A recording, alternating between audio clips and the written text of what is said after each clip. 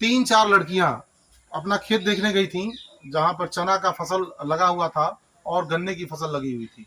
वो गई थी अपने खेत को देखने के लिए, लेकिन उस समय अंग्रेजों का गुलाम था अपना देश, अंग्रेजों का शासन था। तो अंग्रेजों की गाड़ी आ रही थी, जो पूरी पलटन थी उसमें। तो उन गाड़ी को देख करके लड़कियां भयभीत हो गई और वहां से भगते हुए गोरखपुर मुख्यालय से 20 किलोमीटर की दूरी पे एक डवरपार चौराहा स्थित है, जिसको डवरपार बाजार से भी लोग जानते हैं।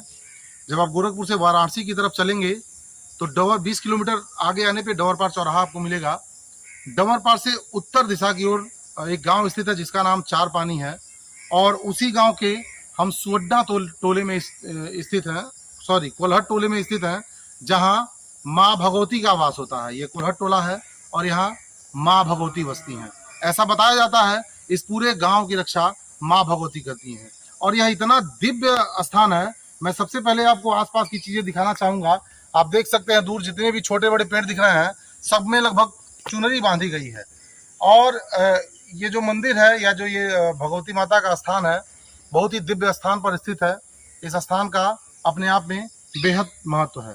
सबसे बड़ी बात, आपने ऊंचे ऊंचे मंदिर बहुत देखे होंगे, बेहतरीन मंदिर देखे होंगे, और उसकी अपेक्षा यहाँ पर कोई मंदिर नहीं है।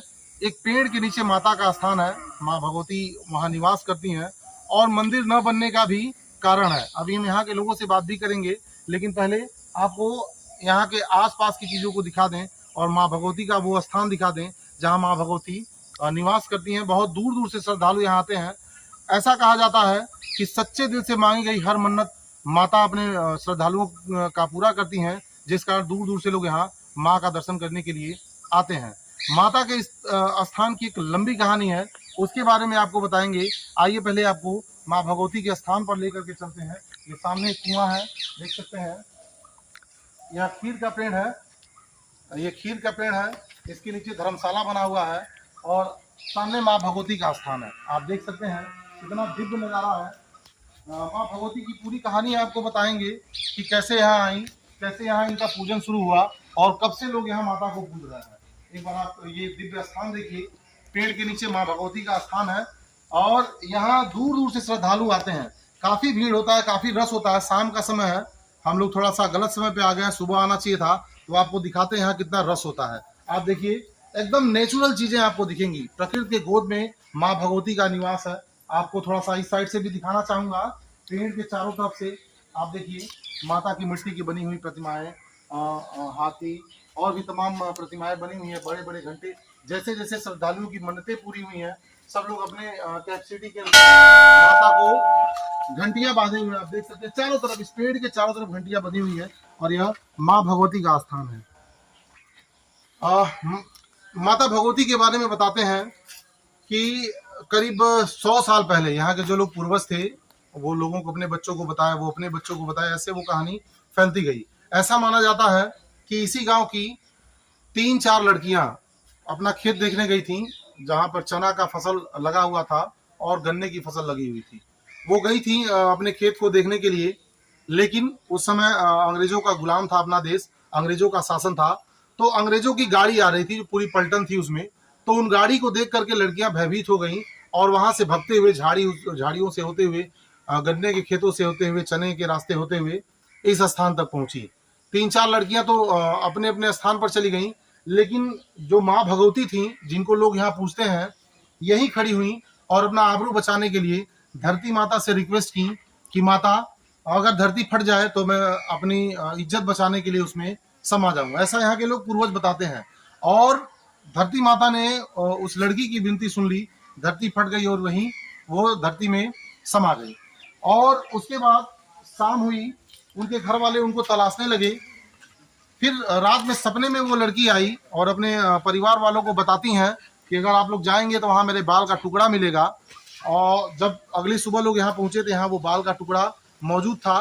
तभी से माता का पूजन होना शुरू हुआ, उनके घर वालों ने शुरू किया। धीरे धीरे माता की ख्याति इतनी फैल गई कि दूर दूर से श्रद्धालु यहाँ माँ के दर्शन करने के लिए आते हैं। और आप देख लीजिए कितना दिव्य नजारा है। ऊंचे ऊंचे मंदिर आप लोग देखे होंगे। यहाँ एक पेड़ के नीचे माता का आवास है। यहाँ दूर दूर से श्रद्धालु आते हैं, सच्चे मन से मांगी गई हर मन्नत अपने भक्तों की माँ पूरी करती हैं। इस गांव के लोगों का ये भी कहना है कि इस गांव में करीब 100 साल से ऊपर हो गया चना और गन्ना नहीं बोया जाता है। ये दोनों वर्जित है। इस चार पानी सिवान में जहां तक इसका सिवान पड़ता है वहां गन्ना और चना नहीं बोए जाते हैं, और वास्तव में नहीं बोए जाते हैं। माता के मंदिर न बनने की भी कहानी है। गांव के लोगों ने बहुत प्रयास किया मंदिर बनाने का, पूरी तैयारी हुई, लेकिन माँ रात में माँ भगवती गांव वालों के सपने में आई और उन्होंने कहा कि मुझे मंदिर बना करके कैद न किया जाए, मेरा स्थान खुला रहने दिया जाए। इस कारण यहाँ मंदिर नहीं बना और माँ ऐसे खुले में ही गांव के धर्मशाला बगल में बना हुआ है, मंदिर नहीं बना, क्योंकि माँ नहीं चाहती थी कैद हो। वो ऐसे खुले में और प्रकृति गोद में रहना चाहती थी, इसलिए यहाँ मंदिर नहीं बना गया। आप देख सकते हैं धर्मशाला बना हुआ है, बैठने के लिए बेंच लगे हुए हैं, कुएं का कितना बढ़िया रख रखाव यहाँ किया गया है। मतलब बेहतरीन स्थान है, दिव्य स्थान है। मैं अपना व्यक्तिगत आपको इच्छा बताऊं, इतना सुकून मिल रहा है, एक बढ़िया सा सुगंध आ रहा है, मतलब मन फ्रेश हो गया। कितना तनाव में आदमी है, यहाँ पहुंचेगा तो उसका तनाव यहाँ पहुंचते ही खत्म हो जाएगा। मैं पूरी तरह से एकदम तनाव मुक्त हो चुका हूँ और यहाँ के वातावरण में एकदम घुल चुका हूँ। हमारे साथ चाचा जी मौजूद हैं जो यहाँ पूजा पाठ करते हैं, श्रद्धालुओं को भी माँ का दर्शन करवाते हैं। आइए बात करते हैं और माँ के बारे में और विस्तार से जानने की कोशिश करते हैं। हाँ जी, बहुत बहुत स्वागत है सर आपका। धन्यवाद। माँ के बारे में बताइए, कैसे यहाँ लोगों को ऐसा है जी कि ग्राम चारपान कुल्हड़ जी से ये प्रसिद्ध हैं जी और शक्तिपीठ है जी और ये सावरण गोत्र की अच्छा कुल देवी है। जी जी जितने सावरण गोत्री हैं जी वो इनकी कुल देवी हैं जी और हम लोग इनका पूजा पाठ करते हैं जी और यहाँ पर देख रेख करते हैं जी। और सब आराम से दर्शन करते हैं। अच्छा, कितना साल हो गया होगा ये स्थान यहाँ ये पर? कहा नहीं जाता है, कम से कम अब समझ लीजिए कि 3-4 पुस्तक से तो हम लोग अपने बाप दादा आदा से जान रहे हैं, लेकिन 100 वर्ष तो यही हो गया होगा जी जी। इसके पहले की बात है जी। और आते हैं लोग, मनौती मानते हैं जी। ये जब जो देख रहे हैं ये पहले से है जी, ऐसे ही है। ऐसे ही है। हाँ। अच्छा, मंदिर न बना इसका क्या कारण है? मंदिर न बनाने का कारण है कि वो घेरा में नहीं रह सकती जी। हाँ, मतलब वो चाहते हैं कि हम खुले में रहें जी। और हमेशा यहाँ आज भी प्रत्यक्ष दर्शन देती हैं। अच्छा। और कीड़ा के रूप में दर्शन देती हैं। इतना भयंकर कीड़ा निकलते हैं, अगर कोई पूजा में इनके छूट विचार होता है जी कि जगह नहीं बचता है, कि जैसे सांप का पानी का लहर चलता है वैसे ही वहाँ एक हाथ का सांप चलेंगे। अच्छा, ऐसा होता है? ऐसा अगर पूजा में कोई अशुद्धता पड़ेगा तो पूजा में विघ्नता पड़ता है जी। अच्छा, ऐसा भी लोग कहते हैं कि इस गांव में चना और गन्ना नहीं बोया जाता है। चना और गन्ना इसलिए नहीं बोया जाता कि चने के बहाने लोग गए थे, देखने गए थे। हाँ, और ऊख इसलिए नहीं बोया जाता कि जब वो भागे तो उसके पत्ता से उनका शरीर जो है वो कट गया है, इसलिए चना और ईख नहीं बोया जाता। अच्छा, ऐसा लोग कहते हैं कि दूर दूर से जो भी श्रद्धालु आते हैं, जो भी मन्नत मांगते हैं, माँ पूरा करते हैं जी। कैसा लगता है आप लोगों को यहाँ पे आसपास रहकर?